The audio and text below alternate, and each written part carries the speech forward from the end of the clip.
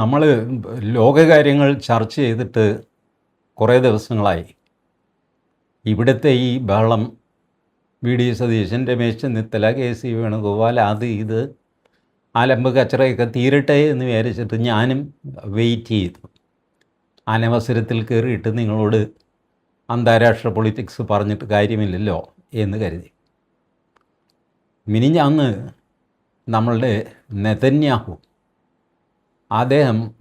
അദ്ദേഹത്തിൻ്റെ എക്സിൽ official handle നിന്ന് ഒരു പോസ്റ്റ് ഇട്ടു. അതാണ് ഇപ്പോൾ അന്താരാഷ്ട്ര തലത്തിൽ വലിയ ചർച്ച.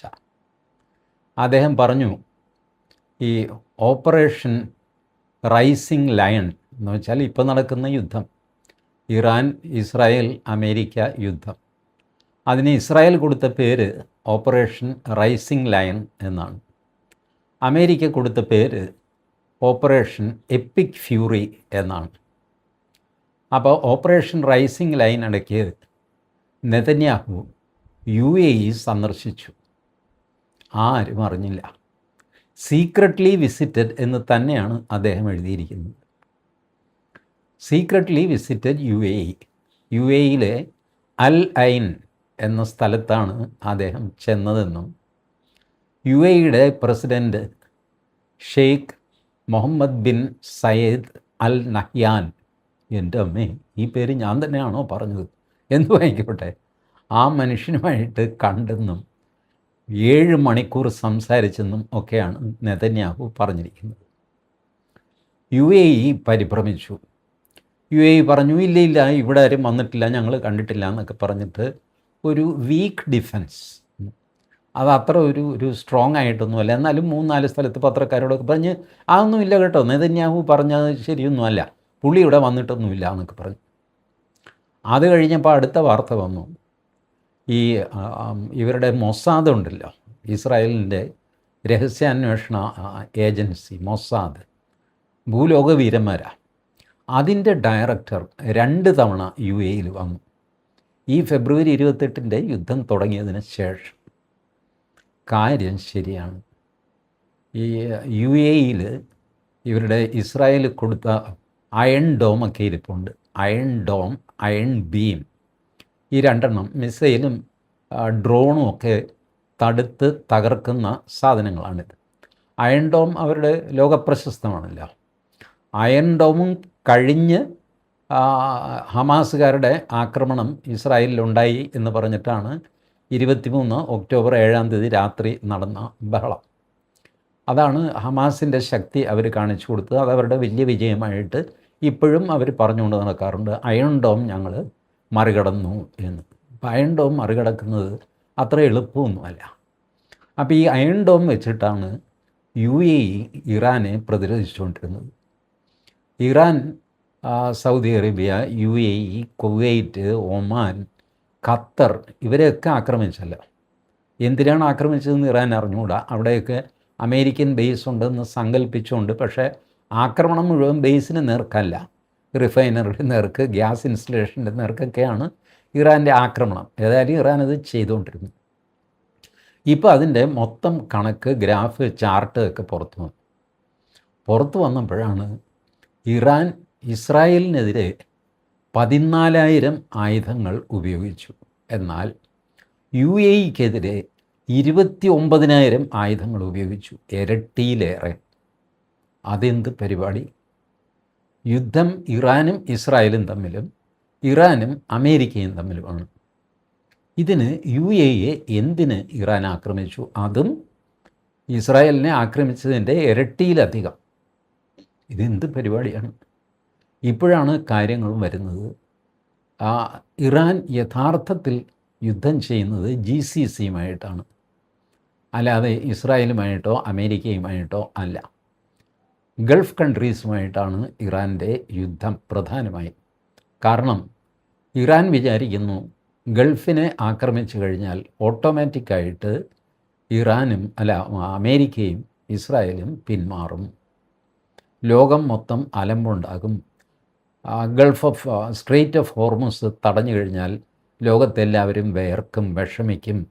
അങ്ങനെ എല്ലാവരും ഇറാന് കീഴടങ്ങും. ഇതാണ് ഇറാൻ്റെ യുദ്ധതന്ത്രം. അതുകൊണ്ട് UAE ആക്രമിക്കാൻ തീരുമാനിച്ചു. സൗദി അറേബ്യയെ ആക്രമിക്കാൻ തീരുമാനിച്ചു. UAE ആയിരുന്നു പ്രധാന ടാർഗറ്റ്. കാരണം UAE കുറച്ചുകൂടെ അടുത്താണ്. ഗൾഫ് ഓഫ് ഹോർമുസിൽ സത്യം പറഞ്ഞു കഴിഞ്ഞാൽ ഒമാൻ്റെ ചെറിയൊരു കഷ്ണം ഉണ്ടെന്ന് ഒഴിച്ചാൽ ബാക്കി UAEയുടെ തീരത്തുകൂടെയാണ് ഈ Gulf of straight of Hormuz പോകുന്നത്. അപ്പോൾ ആ കടലിടുക്ക് കൂടുതലും UAEയുമായിട്ട് ബന്ധപ്പെട്ട് കിടക്കുന്നു. അതിനാൽ UAEയെ ടാർഗറ്റാക്കി. ഇത് UAEക്ക് അറിയാം. അതുകൊണ്ട് UAE ഇസ്രായേലിനോട് പറഞ്ഞ് ഈ സാധന സാമഗ്രികളെല്ലാം അയൺ ഡോമൊക്കെ വാങ്ങിച്ച് റെഡിയാക്കി വെച്ചു. ഇവരുടെ ഒരു മിസൈൽ പോലും ആൾതാമസമുള്ള സ്ഥലത്ത് വീഴാതെ UAE നോക്കി. പക്ഷേ UAEയുടെ റിഫൈനറിക്കും പൈപ്പ് ലൈനിനും മറ്റ് നാശനഷ്ടങ്ങളൊക്കെ വന്നു. കോടിക്കണക്കിന് രൂപയുടെ നഷ്ടമുണ്ടായി. സൗദി അറേബ്യയ്ക്കും ഉണ്ടായി, കുവൈറ്റിനുണ്ടായി, ഖത്തറിനുണ്ടായി, ഇവർക്കൊക്കെ ഉണ്ടായി. ബട്ട് ഇത് നെതന്യാഹു ഈ വിവരം പുറത്തുവിട്ടപ്പോൾ ഗൾഫ് കൺട്രീസിൽ UAE ഞെട്ടിപ്പോയി. UAEയുടെ പേടി ഈ ഗൾഫ് കൺട്രീസ് തങ്ങളെ ഒറ്റപ്പെടുത്തും, അല്ലെങ്കിൽ തന്നെ OPECൽ നിന്ന് പുറത്തിറങ്ങി നിൽക്കുകയാണ് UAE. എല്ലാവരെയും വെല്ലുവിളിച്ച് OPECൽ നിന്ന് അവരുടെ organisation of petroleum exporting countries അതിൽ നിന്ന് UAE പുറത്തു കിടന്നു. UAE പറഞ്ഞു, എനിക്ക് ഈ ചട്ടക്കൂടിലൊന്നും നിൽക്കാൻ സാധ്യമല്ല. എനിക്ക് തോന്നുന്ന പോലെ എണ്ണ ഉൽപ്പാദിപ്പിക്കും, തോന്നുന്ന വിലയ്ക്ക് വിൽക്കും. എനിക്ക് മറ്റുള്ളവരുമായിട്ട് വ്യാപാരി വ്യവസായി ഏകോപന സമിതി എന്ന് പറയുന്ന പോലെ കലാപരിപാടിയൊന്നും എനിക്ക് പറ്റില്ല. ഇതിൻ്റെ കൂടെ നിന്ന് ഞാൻ വിഷമിച്ചു. ഇതാണ് UAEയുടെ പോയിൻ്റ്.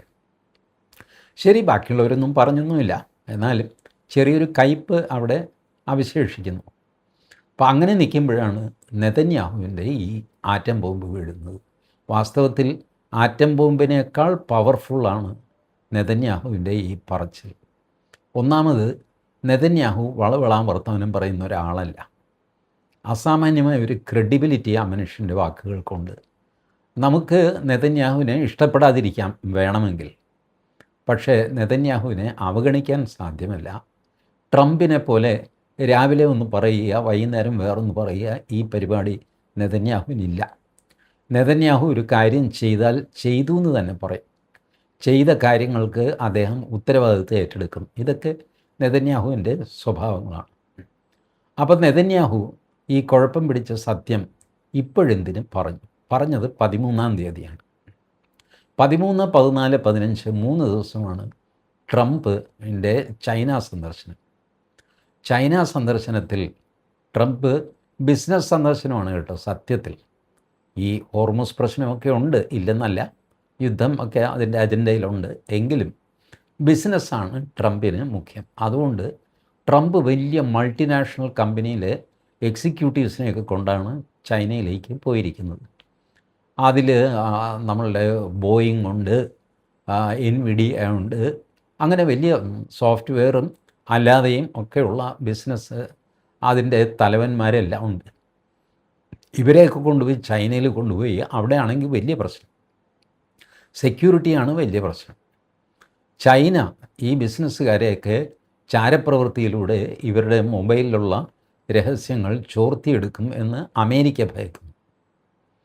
ചൈനയിൽ വന്നിട്ട് ബെയ്ജിങ്ങിലെ ഏതെങ്കിലും കമ്പ്യൂട്ടറിൽ നിന്ന് എന്തെങ്കിലും വിവരങ്ങളൊക്കെ ഈ ടെക്നോളജിക്കൽ ഭീമന്മാർ ചോർത്തിയെടുക്കും എന്ന് ചൈന ഭയക്കുന്നു. അങ്ങനെ അന്യോന്യം ഭയന്ന അന്തരീക്ഷമാണ്.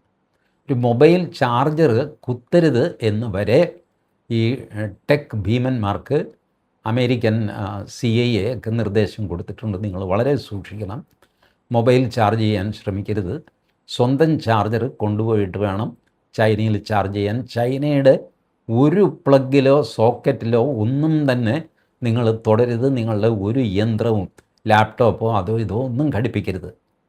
കാരണം പവർ കോഡിലൂടെ പോലും ചാരവൃത്തി നടത്താൻ ചൈനയ്ക്ക് കഴിവുണ്ട്. ചൈനയാണെങ്കിലോ അവിടെ നിയന്ത്രിതമായിട്ട് ഇൻ്റർനെറ്റും ഗൂഗിളും ഒക്കെ കൊടുത്തിട്ട് ഇവർക്ക് അത്യാവശ്യം കാര്യങ്ങൾ നടത്താനുള്ള ബെയ്ജിങ്ങിൽ മാത്രമാണ്, നേരത്തെ മുതൽ ബെയ്ജിങ്ങിൽ മാത്രമാണ് ഗൂഗിളും ഫേസ്ബുക്കും ഒക്കെ ഉള്ളത്. ബെയ്ജിങ് വിട്ട് കഴിഞ്ഞാൽ ഈ സാധനം ഇല്ല ചൈനയിൽ. ചൈനയ്ക്ക് സ്വന്തമായ അവരുടേതായ വാട്സാപ്പും ഇൻ്റർനെറ്റും ഒക്കെ ഉണ്ട്. അതാണ് ചൈന ഉപയോഗിക്കുന്നത്. ഇങ്ങനെ അന്യോന്യം ഭയന്ന് സംസാരിക്കുന്ന രണ്ട് രാജ്യങ്ങൾ. അവിടെ എങ്ങാനും വെച്ചിട്ട് ഈ ഇറാൻ പ്രശ്നം തീരുമോ എന്ന് നെതന്യാഹു ഭയക്കുന്നു. ആ ഭയത്തിന് അടിസ്ഥാനമുണ്ട്. കാരണം നെതന്യാഹുവിൻ്റെ ആവശ്യം ഇറാനിലെ അവരുടെ ന്യൂക്ലിയർ പ്രോജക്റ്റ് മറ്റേ യുറേനിയം എടുത്തു മാറ്റുക. നമ്പർ 2, അവിടെ ഭരണമാറ്റം നടക്കുക. ഈ 2 കാര്യങ്ങളാണ് നെതന്യാഹുവിൻ്റെ ആവശ്യം. അത് നടക്കാതെ നെതന്യാഹു യുദ്ധത്തിൽ നിന്ന് മാറുന്ന പ്രശ്നമില്ല. അപ്പോൾ ആദ്യം ട്രംപ് പാകിസ്ഥാൻ വഴിക്ക് ഞങ്ങളിത് സമാധാനം സ്ഥാപിക്കാൻ പോകുന്നു, ഇത് സീസ് ഫയർ എന്നൊക്കെ പറഞ്ഞ് തുടങ്ങി. എന്നിട്ട് ആ സീസ് ഫയർ ലെബനനും ബാധകമാണ്. അതുകൊണ്ട് ഇസ്രായേൽ ലെബനനിൽ ഹിസ്ബുള്ളയെ അടിക്കുന്നത് നിർത്തണം എന്നാവശ്യപ്പെട്ടു. ഇസ്രായേൽ പറഞ്ഞു, പോയി പണി നോക്ക്, ഞങ്ങൾ ഇവന്മാരെ ഒതുക്കിയിട്ട് ബാക്കി കാര്യം. അപ്പോൾ ഇസ്രായേൽ ഇപ്പോഴും ഹിസ്ബുള്ളയെ ആക്രമിച്ചുകൊണ്ടേയിരിക്കുന്നു. അങ്ങനെ ആ സമാധാന ശ്രമം പൊളിഞ്ഞു. ഇസ്രായേലാണ് അത് പൊളിച്ചത്. ഇസ്രായേലിന് അതിന് ന്യായമുണ്ട്. ഇസ്രായേൽ പറഞ്ഞു, നിങ്ങളൊരു സമാധാന ചർച്ച നടത്തുമ്പോൾ ഞങ്ങളെ കൂടെ വിളിക്കണ്ടേ. അതേസമയം ഇസ്രായേൽ പാകിസ്ഥാനിൽ പോയിരുന്ന് ചർച്ചയ്ക്കൊന്നും ഇസ്രായേൽ തയ്യാറില്ല. പാകിസ്ഥാൻ ഒരു തല്ലിപ്പൊളി രാജ്യമാണ്, അവരുടെ അവിടെ പോകാനൊന്നും ഞങ്ങളെ കിട്ടില്ല. ഇതുമുണ്ട്. അപ്പോൾ ഇസ്രായേൽ പറഞ്ഞു, ഞങ്ങളെ ചേർക്കാതെ സമാധാന ചർച്ച എങ്ങനെ നടക്കും? നമ്മൾ 3 പേരല്ലേ ഈ ഡിസ്പ്യൂട്ടിൽ, ഇറാൻ, അമേരിക്ക, ഇസ്രായേൽ. ഇപ്പോൾ ഇറാനും അമേരിക്കയും മാത്രമായിട്ട് അങ്ങ് വഴക്ക് തീർക്കുന്നത് എങ്ങനെയാണ്? അപ്പം ഞങ്ങളിന്ന് ഇപ്പം വായി നോക്കി ഇരിക്കണോ? അത് സാധ്യമല്ല. അതുകൊണ്ടും കൂടിയാണ് ലെബനനിൽ ഹിസ്ബുള്ളയെ ആക്രമിക്കുന്നത് ഇസ്രായേൽ നടത്തിക്കൊണ്ടിരിക്കുന്നത്. ഇതാണ് അതിൻ്റെ കാര്യം. അപ്പോൾ ഇപ്പോൾ ഇസ്രായേലിന് പേടിയായി. ചൈനയാണ് ഇറാനെ തുണയ്ക്കുന്നതെന്ന് എല്ലാവർക്കും അറിയാം. ചൈനയാണ് മിസൈലിൻ്റെ കമ്പോണൻസ് അത് ഇതൊക്കെ കൊടുത്തിട്ട് ഇറാനെ സഹായിച്ചുകൊണ്ടിരിക്കുന്നത്. ഇറാന് ഇപ്പോൾ എണ്ണ കൊണ്ടുപോകാൻ സാധിക്കുന്നില്ല ചൈനയിലേക്ക്. കാര്യമൊക്കെ ശരി, എണ്ണ ഒരു പാകിസ്ഥാൻ വഴിക്ക് ടാങ്കറിൽ അത് ഇതൊക്കെ ആയിട്ട് എണ്ണ വലിയ പ്രശ്നമാണ്. ടാങ്കറിലൊക്കെ എത്ര എണ്ണ കൊണ്ടുപോകാനാണ്? അതൊന്നും നടക്കുന്ന കാര്യമല്ലല്ലോ. എന്നാലും കുറേശ്ശെയൊക്കെ ആയിട്ട് കൊണ്ടുപോകുന്നു. അപ്പോൾ ഇറാനെ ഇപ്പോഴും ഈ അടിയെല്ലാം കൊണ്ടിട്ട് പോലും പിന്നെയും ജീവനോടെ നിലനിർത്തുന്നത് ചൈനയാണ്. ഇത് അമേരിക്കയ്ക്കറിയാം, ഇസ്രായേലിനും അറിയാം, നാട്ടുകാർക്കൊക്കെ അറിയാം. നമ്മുടെ കാരണവർ ഇത് അറിഞ്ഞതായിട്ട് ഭാവിക്കുന്നില്ല എന്നേ ഉള്ളൂ. കാരണം നമുക്കതിൽ തലവയ്ക്കേണ്ട കാര്യമില്ലല്ലോ എന്ന് വിചാരിച്ചിട്ട് നമ്മുടെ കാരണവർ നരേന്ദ്രമോദി, പുള്ളി ഇതേപ്പറ്റിയൊന്നും മിണ്ടില്ല. നമുക്ക് നമ്മുടെ കാര്യം, നമ്മുടെ കപ്പൽ എങ്ങനെയെങ്കിലും കടത്തിയെടുക്കുക എന്നുള്ളതാണ്. അത് പുള്ളി കടത്തിയെടുക്കുന്നുമുണ്ട്. 1600 കപ്പലുകളാണ് ഈ ഹോർമൂസ് കടലിടുക്കിൽ ഉടക്കി കിടക്കുന്നത്. അതിൽ 20 എണ്ണമാണ് ഇന്ത്യൻ കപ്പൽ. 1600-ൽ 20. ബാക്കി നമ്മൾ കടത്തിയെടുത്തു എന്ന് സാരം. ഇനി ഈ 20ഉം മെല്ലെ കടത്തിയെടുക്കും. ഈ അമ്പലപ്പറമ്പിൽ അടി നടക്കുമ്പോൾ നമുക്കും നമ്മുടെ പിള്ളേർക്കും അടി കിട്ടാതെ നമ്മളിങ്ങനെ ഒഴിഞ്ഞ് തിരിഞ്ഞൊരു പോക്കുണ്ടല്ലോ, അതുപോലെ നമ്മുടെ കപ്പലുകൾ അവിടെ നിന്ന് കടക്കും. എന്തുവാകട്ടെ, ഇസ്രായേലിന് അപ്പോൾ പേടി, ഈ വഴക്കെങ്ങാനും തീർന്നാലോ. ചൈനയുമായിട്ട് ട്രംപ് സംസാരിക്കുന്നു, ചേട്ടാ അതൊന്ന് തീർക്കുന്നു, ചേട്ടനൊന്ന് കൈവലിച്ചാൽ മതി, അവൻ കീഴടങ്ങിക്കോളും. ആര്? ഇറാൻ. സംഗതി ശരിയാണ്. ചൈന പുറകിൽ നിന്ന് മാറിക്കഴിഞ്ഞാൽ ഇറാൻ നിസ്സഹായരായി പോകും, അവർക്ക് കീഴടങ്ങേണ്ടി വരും.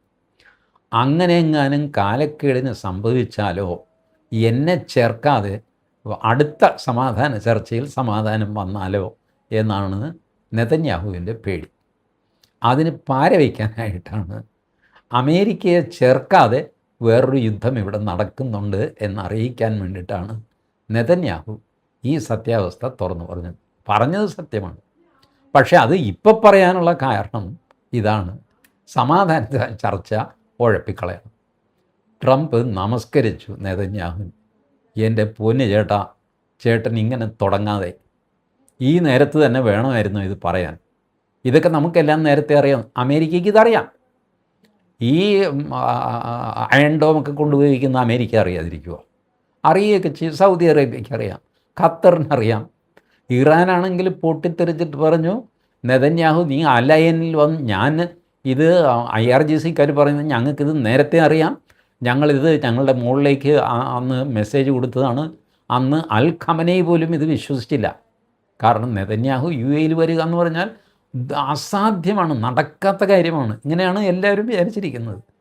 പക്ഷേ ആയത് സാധ്യമാക്കുന്ന പുണ്യാളനുണ്ട് എന്ന് ബൈബിളിൽ പറഞ്ഞിട്ടുണ്ടല്ലോ. അങ്ങനത്തെ ഒരു പുണ്യാളനാണ് നെതന്യാഹു അത് ചെയ്തു. UAE ഇപ്പോൾ ഇല്ല എന്നൊക്കെ പറഞ്ഞു കഴിഞ്ഞാലും ചെയ്തു എന്ന് എല്ലാവർക്കും അറിയാം. അയൺ ഡോം അവിടെയുണ്ട്. എന്തിനും സൗദിയുമായിട്ട് കരാറുണ്ട്. അവരുടെ പഴയ കരാറില്ലേ എബ്രഹാമിക് അക്കോർഡ് എന്ന് പറഞ്ഞിട്ട് അവർ ഇസ്രായേലുമായിട്ട് കരാറൊക്കെ ഉള്ളതാണ്, സൗദിയും മറ്റ് രാജ്യങ്ങളും ഒക്കെ ആയിട്ട്. നമ്മൾ വിചാരിക്കുന്ന പോലെ ശത്രുതയൊന്നും അവർ തമ്മിലില്ല. ഇസ്രായേലിന് ശത്രുത ഇറാനുമായിട്ട് മാത്രമാണ്, അല്ലാതെ ഈ ഗൾഫ് കൺട്രീസുമായിട്ട് ഇസ്രായേലിന് യാതൊരു ശത്രുതയുമില്ല. അതുകൊണ്ട് അവരെ സഹായിക്കാൻ ഇസ്രായേലിന് സന്തോഷമേ ഉള്ളൂ. ഏതായാലും ചൈനയിൽ നടക്കാൻ സാധ്യതയുള്ള സമാധാന ചർച്ചയ്ക്ക് പരസ്യമായിട്ട് പാരവയ്ക്കുന്ന ഏർപ്പാടായിപ്പോയി നെതന്യാഹുവിൻ്റെ ഈ മെസ്സേജ്. അപ്പോൾ ലോകത്ത് ഒരു കാര്യം മനസ്സിലായി, ഈ യുദ്ധം നമ്മൾ വിചാരിക്കുന്ന പോലെ സിമ്പിൾ യുദ്ധമല്ല, 3 പേർ തമ്മിലുള്ള യുദ്ധമല്ല, 4 പേർ തമ്മിലുള്ള യുദ്ധവുമല്ല, ഒരുപാട് പേർ തമ്മിലുള്ള യുദ്ധമാണ്. ഇറാനിലെ ഒരു റിഫൈനറി UAE നശിപ്പിച്ചു. ലവാൻ എന്ന മറ്റോ പേരുള്ള വലിയ റിഫൈനറിയാണ്, ഭസ്മമാക്കി കളഞ്ഞു UAE. അത് 2 ആഴ്ച മുമ്പോ മറ്റോ നടന്ന സംഭവമാണ്. പക്ഷേ അത് പുറത്തു വന്നത് ഒരാഴ്ചയ്ക്ക് മുമ്പാണ്. സൗദി അറേബ്യയും ഇറാനിലെ ഒരു റിഫൈനറി നശിപ്പിച്ചു. ഞാൻ അവരെ കുറ്റം പറയില്ല. അവരുടെ റിഫൈനറി, അവരുടെ എണ്ണ കയറ്റി വിടുന്ന തുറമുഖം ഫുജൈറ UAEയുടെ, അത് അവിടെ ബോംബിട്ടു ഇറാൻ. അപ്പോൾ തിരിച്ച് ബോംബിടാൻ ഇവർക്കും അവകാശമില്ലേ? ഉണ്ട്, തീർച്ചയായിട്ടും ഉണ്ട്. ഇറാന് മാത്രമല്ലല്ലോ മിസൈൽ അയക്കാൻ സ്വാതന്ത്ര്യമുള്ളത്. സൗദി അറേബ്യയ്ക്കും ഉണ്ട്, UAEക്കും ഉണ്ട്, ഖത്തറിനുണ്ട്, ഒമാനുണ്ട്, കുവൈറ്റിനുണ്ട്, ദുബായിക്കുണ്ട്. ഞാൻ പറയട്ടെ, ഇറാൻ എന്തിനാണ് ദുബായിയെ ആക്രമിച്ചത്? ദുബായ് ഒരു ഈ സുഖവാസ കേന്ദ്രം പോലെ അങ്ങനെ വാടിച്ച് പൊളിച്ച് ബുർജ് ഖലീഫ എന്നൊക്കെ പറഞ്ഞ് നിൽക്കുന്നത്.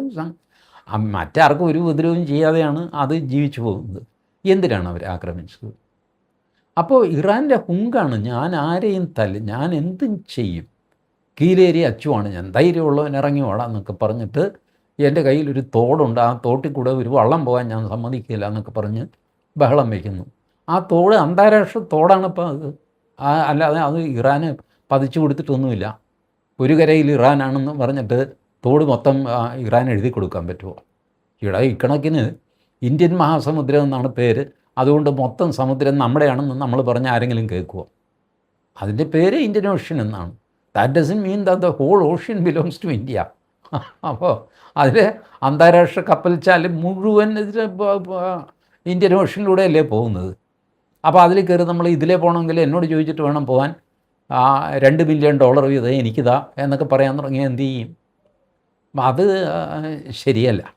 പിന്നെ ഇനി പുതിയ ശരി അങ്ങനെയാണെന്ന് വെച്ചു, അവനവൻ്റെ കരയ്ക്ക് അടുത്തുകൂടെ പോകുന്ന കപ്പലെല്ലാം ഇവന് കപ്പം കൊടുത്തിട്ട് വേണം പോകാൻ എന്നുള്ളൊരു സ്ഥിതി വരികയാണെങ്കിലോ എന്ന് വിചാരിച്ചിട്ടാണ് മലാക്ക സ്ട്രേറ്റ് ലക്ഷ്യം വെച്ചിട്ട് നമ്മൾ ഗ്രേറ്റ് നിക്കോബാർ പദ്ധതി ആവിഷ്കരിച്ചിരിക്കുന്നത്.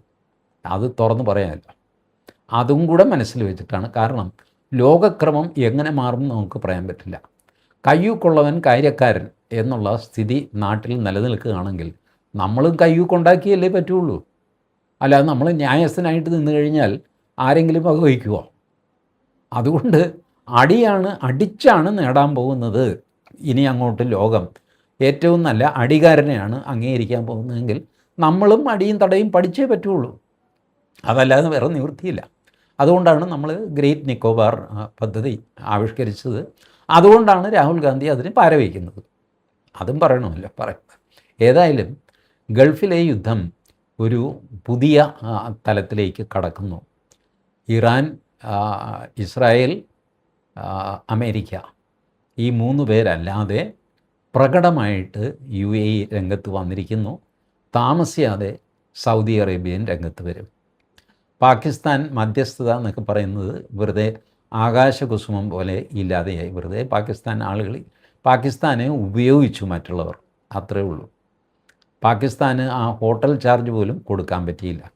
ആ ഹോട്ടൽ ചാർജ് അവിടുത്തെ ഏതോ സാംസ്കാരിക സംഘടനയോ ആരോ ആണ് കൊടുത്തത്. കാരണം സർക്കാരിൻ്റെ കാശില്ല കൊടുക്കാൻ. ഇതാണ് പാകിസ്ഥാൻ്റെ, അത് ചീറ്റിപ്പോയി.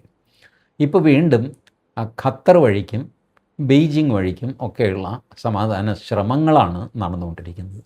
ഇസ്രായേലിനെ ചേർക്കാതെയുള്ള സമാധാന ശ്രമങ്ങൾക്ക് ഇസ്രായേൽ പാരവയ്ക്കും എന്ന് പരസ്യമായിട്ട് നെതന്യാഹു നാട്ടുകാരെ അറിയിച്ചതാണ് അദ്ദേഹത്തിൻ്റെ എക്സ്പോസ്റ്റ്. വെറുതെയല്ല മൊസാദ് 2 തവണ UAE സന്ദർശിച്ചത്. ഇതെല്ലാം വെച്ച് നോക്കുമ്പോൾ ഉടനെ ഒന്നും ഈ യുദ്ധം, ഈ അലമ്പ്, ഈ കച്ചറ തീരുന്ന ലക്ഷണമില്ല. അതുകൊണ്ടാണ് നരേന്ദ്രമോദി നമ്മളോട് അല്പം സൂക്ഷിച്ച് കരുതി ചെലവ് കുറച്ച് ഒക്കെ ജീവിക്കണം എന്ന് ആവശ്യപ്പെട്ടത്. Thank you.